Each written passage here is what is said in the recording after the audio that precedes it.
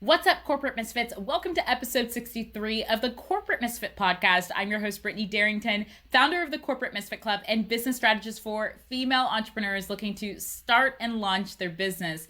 Today, on our Misfit strategy session, we are talking with Isabel Nair, who is a personal branding and PR coach. She is deeply passionate about confidence, entrepreneurship, and marketing and PR, which is why she founded Her Style Hive, where she works with introverted female entrepreneurs to help them get visibility and step out of their comfort zone and attract PR opportunities, clients, and become more recognized as an expert within their industry. She is a marketing and PR master with over 6 years of experience transforming brand new, underperforming nonprofit organizations into widely recognized charities.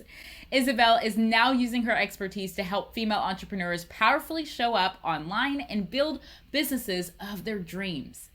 You're listening to the Corporate Misfit Podcast with Brittany Darrington, where female entrepreneurs can get powerful tips and advice on how to start, launch, and grow their business. Isabella, thank you so much for joining me on the Corporate Misfit Podcast. I'm so excited to have you today. Thank you for having me. So I would love to hear how you got started with Her Style Hive. That's a long story, but I'll try and keep it short. I first launched my business as a personal branding and style coaching practice. I helped women dress with confidence so they looked and felt fabulous. I worked with female entrepreneurs because I wanted to help them create their personal brands in a visual way so they had more confidence and they could go out and pursue their dreams. Earlier this year, I kind of felt that there was much more I wanted to do to help women be more confident, to more powerfully show up online and just pursue their business, pursue their dreams and build businesses, which they always wanted to have. So after going back and forth with my why, I decided to take a plunge and change the direction of my business. And I rebranded as a personal branding and PR coach. So I've got a background in public relations. So as a PR professional by trade, it just made so much more sense to me to expand my services and teach women how they can build strong personal brands and how they can promote themselves so they become more recognized as experts in their industry.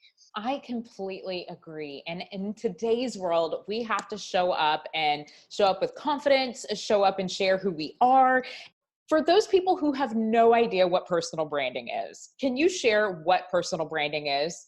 Yes. So ever since I started my business, I've realized that there is a common misconception that a personal brand is your website and your logo. So people say, oh, I've got a website, I'm done. No, I mean, those things are important. So obviously you need a great website, you need a lovely set of business cards, you need some great headshots of yourself so you can upload them onto your website and use them on social media.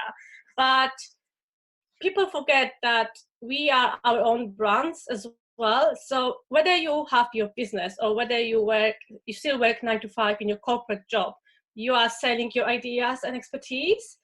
So for me, a personal brand is a combination of the experiences and the feelings that people have when they meet you. It's what people say when you're actually not in the room. In a nutshell, I would say that a personal brand is your reputation, which in this day and age is basically everything. I completely agree. And like you said, personal branding is not just for the entrepreneur or the business. It's also for everyone, even if you're working a 9 to 5, because again, you are selling your ideas, you're selling who you are, and you're also selling all of the other things that you were trying to do in your career and in your business. You're ultimately selling at all times. So having that personal brand is so important. Can you tell me who should be building a personal brand? Because a lot of people don't know, should I be building a personal brand, or is that only for experts, or is this only for that type of business? Who should be building that personal brand? So like you said, everyone has a personal brand, and not everyone realizes it, but everyone has a personal brand. And some people kind of confuse the term and they think that, oh, I've got a business brand, but that's not the case. So you have a business brand and you have your own personal brand. So both you and me, we have personal brands because we have businesses and we are the face of our business. And our brand helps us distinguish ourselves from everyone else who kind of works in the same field. And that's why you can connect with your audience. That's why you make the impression. So even if you have a business brand, so in my case, my business brand is Hairstyle Hive, but my personal brand is Isabella Nair. So you still need to build both of them. And yeah, you can do that simultaneously. You don't have to wait until you have your business off the ground before you get your personal brand like running. That is so true. I know a lot of people think that once I get the business or once I get to this certain level in my business, I can then start building my personal brand, but building it ahead of time is so important. So what are some ways for entrepreneurs and even not entrepreneurs to build their personal brand and really stand out? So first of all, you need to get clear on what you want to be known for. And that's why you have to connect with yourself. Like, think about what your experience is, what your strengths are, what your weaknesses are as well, and what you're passionate about. And then think about like how you would express it. So like I'm sure everyone who listens to the podcast now is familiar with the term elevator speech. So think about in a nutshell how you would present it. So like I help X with Y, so something. So like in my case, I help introverted female entrepreneurs. So then obviously they get more visible, and in the result is that they step out of their comfort zone, they build their personal brands, they position themselves as experts. So you need to firstly, the clarity is the key. You need to get clear. And then you have to get visible and create a brand identity. That's why the branding piece, the visual branding comes into place. So you can start a blog, or you can start like a simple website. You don't need anything fancy. That's a simple website to showcase your portfolio and showcase your expertise. Then think about the visuals. So the logo, the fonts, the images, all the pretty fancy things.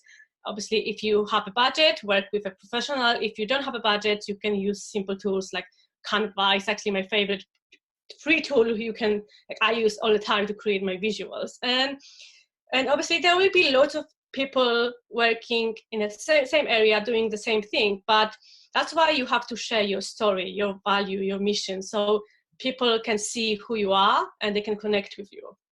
Sharing stories is so important nowadays. Now you hear people talking about sharing your story online, storytelling and whatnot, so people can get a better understanding of who you are or about your business. I have found that storytelling is even included in your pitch when you were reaching out for media or magazine outlets, whatever it may be, knowing your story. What are some ways that you would recommend people practice storytelling and working on their personal brand before putting themselves out there? So I would say, I love journaling, and I would stand in front of my mirror and but I saw my reflection, and it really helped me to kind of practice it. And I also recorded myself on video, played it back and looked at how I look like, what mistakes I made. And I think it's really, really important just to practice and just to feel confident within yourself. Practicing before and practicing in the mirror is so important, because then you get to see what was your expression like, what was your body language like, and then also recording yourself, which I think is an amazing thing to do. You get to hear and play back, did my story make sense? Does it flow, or is it all over the place? And would someone ask, what are you saying, if you were to hear that, or if they were to listen to you as you said that story? So being able to have those practicing moments are so powerful. So what would be considered too much information, and how can people still keep a personal life when it comes to building their personal brand and storytelling? Yes, so when you have your business, you kind of feel that you need to take people behind the scenes. Everyone will tell you, a social media manager will tell you that, share a sneak peek of your office, or take people behind the scenes. I think there's a culture of oversharing, basically show too much. So we show what we had for breakfast, and we show we are going on holiday. And I firmly believe, and what I practice basically in my own life, is that you don't have to share everything. So for example, if you are a mom, but you don't want to share photos of your kids, don't do that. Don't talk about your relationship. Don't necessarily share your holiday snaps. And obviously you need to be authentic, and authenticity is like a buzzword these days online. You can still set boundaries. You can decide what you want to show and what you want to keep private. So if I use myself as an example here, I'm quite active on social media. I would say I post on social media pretty much every single day. but I still have control over my life, and I've created those boundaries. So I never talk about my relationship, and people know that I live in London in the UK, but I don't share exact details where I live, like the boundaries, and I like the idea of boundaries. I love this because it's so true. I know for my own self, like I only show like 1% of what my real life is. You're going to show what you believe matters, what you believe is a value, and what you think maybe your audience and your tribe might want to see. Isabel, what's one piece of advice that you would give to entrepreneurs who are looking to build their personal brand and just trying to get started? So first of all, don't compare yourself to other people out there. You are your own person. You have your own values. You have your own quirks. So like, make sure that you obviously showcase it. So like, if you're a goofy person, showcase it. Embrace it. Like, embrace your uniqueness. Embrace your quirks.